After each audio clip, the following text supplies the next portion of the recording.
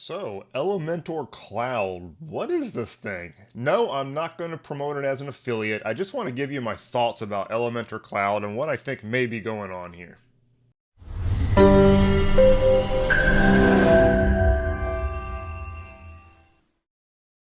So Elementor is obviously a very popular WordPress page builder. It's one that I am using quite a bit now. I am a big fan of Thrive Architect, and I actually think Thrive Architect is easier to use, but because I use Buddy Boss now as my main theme and stuff like that, I was sort of forced into using Elementor, and I've really come to respect Elementor. I don't find it as intuitive in some ways as Thrive Architect, but it is a really popular and powerful page builder. It integrates with lots of stuff, and that's one really nice thing about it. But they came out with this thing called Elementor Cloud. Let me show it to you real fast. So I got this email and I clicked on it, and here we are with Elementor Cloud website with hosting built in. And I'm thinking, okay, why does Elementor want to host websites now? And, I'm looking at the offer, and it's not too bad. It's on Google Cloud, so that's a pretty powerful, fast platform. You've got Cloudflare CDN already there, custom domain. You got all the standard stuff as far as being able to manage websites. But Elementor's built into it. Okay, and so.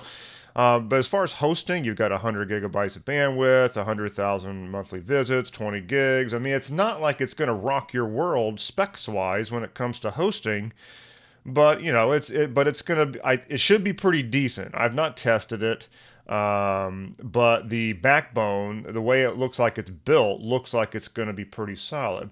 Now, their price is pretty good too, $99 per year. Now, think about it. If you go to buy Elementor, I think it's $49 a year for one site. Okay, so you're spending $49 already. That means you're basically spending an extra $50 for the year to get pretty solid hosting.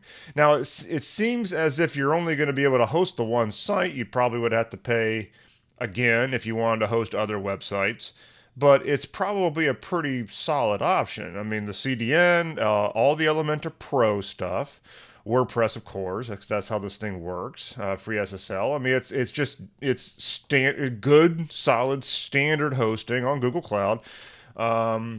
For essentially $50 a year. So, but the big question is, why would they want to get into the business of hosting here?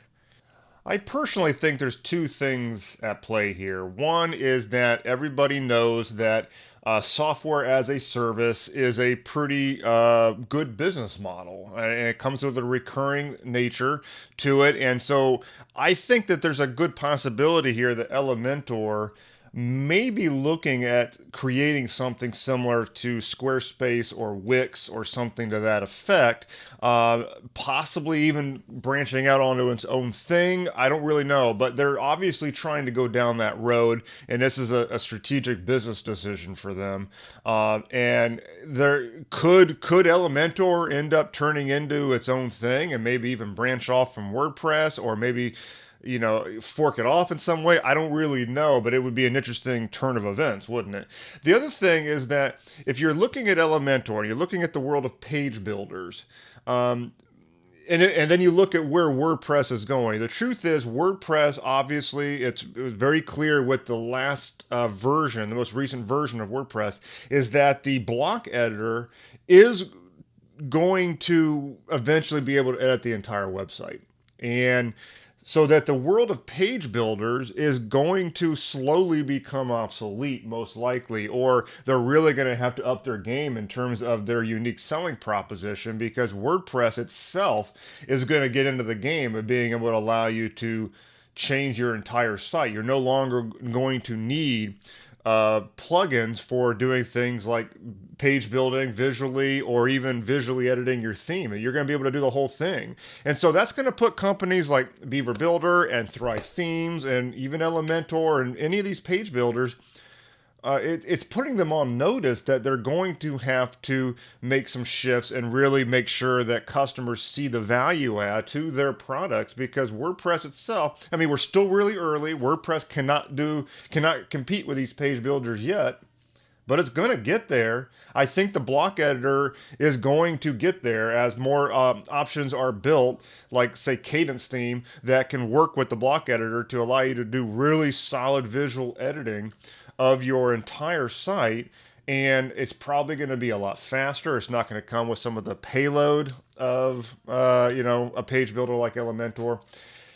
So that's where we stand, and I think that the people, who are running Elementor may be looking at it and going, okay, what can we do as a strategic move to keep ourselves relevant in this world that is changing? And I think Elementor Cloud is probably part of that. As far as here at the end user perspective, is Elementor Cloud something you might want to check out? Perhaps, like I said, if you're going to be creating landing pages and you want the full visual setup that something like Elementor provides, and it does run all the plugins and all that, looks like, you're basically only paying an additional $50 a year for what looks to me like pretty good hosting, and so that's going to definitely be cheaper than Sitegrounds and Bluehost and all that. It's probably going to be a heck of a lot better, honestly.